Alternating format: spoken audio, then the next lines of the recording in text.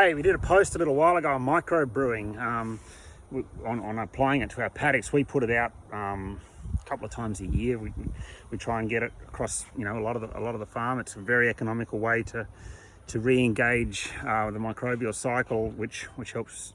We need the mineral cycle going and the water cycle operating, all to support this microbial cycle. But if you don't have your microbes or your biological cycle, so if you don't have your microbes there in the first place, though, it makes it very difficult. We've got a farm that's got a history of conventional vegetable production. It's probably had many years of synthetic fertilizers, which are known to kill microbes, synthetic chemicals, sprays and that sort of thing, all of which are and detrimental land management, like ploughing and burning. So all those things destroy your microbe populations. Although there's some probably still there, we're probably trying to repopulate with a massive population of a variety of microbes, and so there's various ways to do that. You can do courses on this. There's NTS runs a really good course that we did years ago on brewing up microbes. You can do anaerobic or aerobic brews. The aerobic ones, you get a little fish tank pump and you can bubble away. You can collect a microbe source quite easily. It could be from the healthiest looking part of your garden. Might be able to get dirt and leaf matter and collect microbes from there. You can find the healthiest looking animal in your paddock and collect the manure from it. It's probably got the healthiest microbe population in its gut, and it can be transferred through, and you can breed up those microbes. You can buy them out of a bottle. A lot of the bottled stuff is reduced down to just a number of 3 or 4 or whatever of a specific type of microbe that they're using for a bacillus or whatever that they're using for a particular use. We use a thing called Soil Life, which is that one there. We're pretty time poor, so that one has been around about 30 years. It's a good proven product.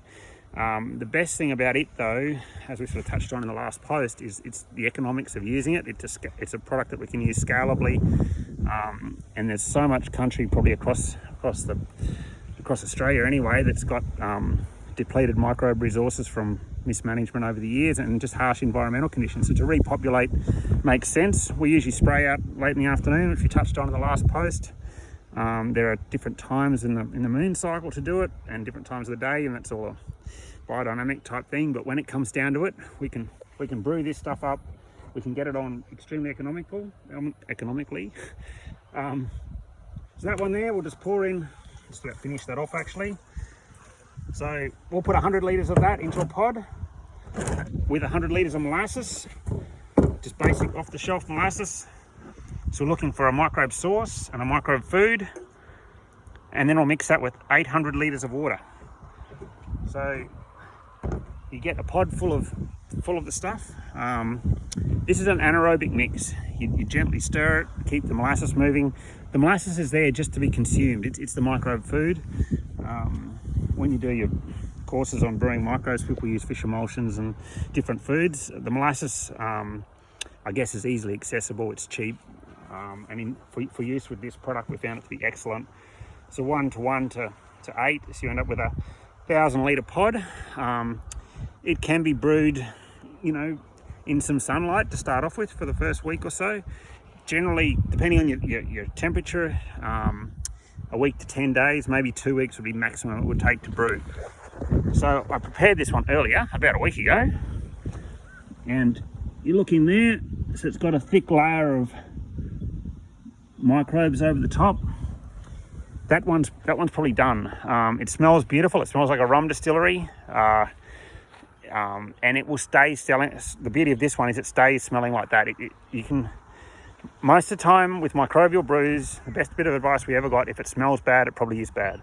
So your bad bacteria or bad fungi is out competing the good stuff, and it's turned bad. And humans, when it come down to it, we're animals, and we can sense when things aren't right. So if it doesn't smell right, don't use it.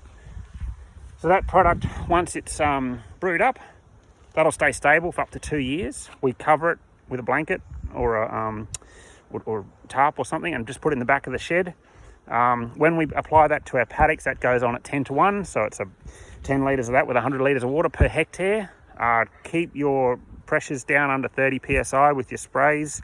We use a boomless spray kit, so it's a big central nozzle that shoots out, 4.5 meters each side, so about 9 meters in a run from memory. And do it late in the afternoon. So do it at the times you've got soil moisture, and you're re-engaging a lot of the things, like in areas that have got old, a history of synthetic fertilizer use in particular, you'll get a lot of re-engagement of those nutrients, and a lot of them never, when you put them on when they're first put on, a lot of it is locked up in the soil. So this is a way of getting natural cycles back and having things return to how they used to be. We're getting a bit of a wind around today, so this isn't the day we're going to be putting it out. We'll stick that in the shed and we'll keep it stable. If it starts to smell bad, we don't use it, but generally we've been able to get about up to 2 years out of it. Anyway, that's the way to do it from a bottle. That particular product had a university student do a research project on it, and they came up with about 1,000 different microbes. There was only 450 in Australia that can be DNA'd. So yeah, pretty diverse range of products. And then you can check how good your brewing skills are by doing a soil microbiome test at the end, and just see what the ratios are of fungi to bacteria. You can fungal mixes are hard to do. Like we don't really know how bacteria and fungi integrate. There's no way to know how thousands, there could be 10,000 different ones all integrating together. So fungi, although it sounds good just to spray fungi out, it's quite hard to do. You can do a thing called a Johnson Sue, which takes an extremely long time to make up, and the testing that's being done, might be that we had a crap setup, but we couldn't get fungal levels, particularly good, and they don't stay stable that well. But when we did our paddock testing, the fungal bacterial ratio was excellent. It should be, half, and it was very close to that, and the levels were quite high. We hadn't used anything else apart from, in the paddocks we did that testing, apart from just spraying this stuff out a couple of times a year. Really inexpensive once you work out the cost of your molasses, and the cost of that stuff's about just under $150 a drum, so for 20 litres. So when you work it all out, it works out about $7 a hectare to spray it out. We add a micronized lime to it at the time of spraying out often. That does a pH change, which activates the microbes again. You don't have to do that. And if you're, a lot of people put it into their water supplies too, and it is it's essentially just a microbe mix, and the animal's gut works the same way as the soil, so it needs microbes to be repopulated too, and those populations can be damaged in the same way as you damage soil microbes. Well, you can't burn an animal's gut, but you can definitely add synthetics to it that make the microbe populations less diverse. Yep, so on your paddocks, burning, ploughing, baking in the sun, not enough shade, no moisture, all those things destroy microbe populations. Chemical applications, glyphosate was originally registered as an antibiotic, or stovepipe cleaner first, then an antibiotic, so it wasn't originally a weed killer, so that's what it's doing to your soils. So yeah, if you've had a history of doing that, repopulating your soils makes sense, and this is a great inexpensive way to do it, and you can do it broad scale on, you can do thousands of acres quite cheaply. Anyway, we got asked to do that little post on the way we brew microbes. And that's pretty much it. Pretty basic, and that's the outcome. I wish we had smell-o-vision.